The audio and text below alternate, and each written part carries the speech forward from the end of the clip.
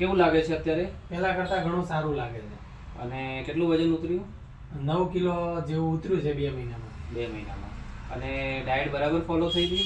ડાયટમાં એવું છે, વચ્ચે મેરેજ સિઝન હતી ને તો બહારનું જમવાનું ઘણું આવ્યું હતું, બહારગામ જવાનું થયું, ત્યાં બહારનું જમવું પડ્યું હતું. પણ રેગ્યુલર મેડિસિન ચાલુ હતી એટલે કંઈ અપ થયું એવું કંઈ લાગતું નથી મને.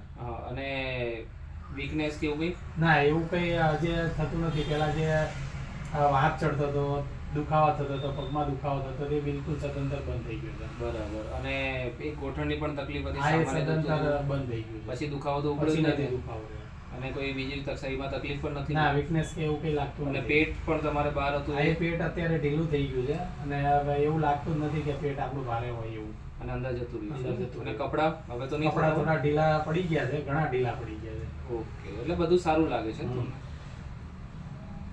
એટલે વેટ લોસમાં એવું જ છે કે તમે મેડિસિન લો એટલે તમારું વેટ લોસ થાય ખરા, જેવું ફોલો કરો એ પ્રમાણે થાય. અને તમે કદાચ ડાયટ વ્યવસ્થિત વચ્ચે ભૂલ થઈ પણ ગઈ હોય તો કંઈ વાંધો નથી આવતો, પણ જ્યારે તમે ઘરે હો ત્યારે તમારે વ્યવસ્થિત ફોલો કરી લેવાની એટલે રિઝલ્ટ મળે ખરા. Thank you.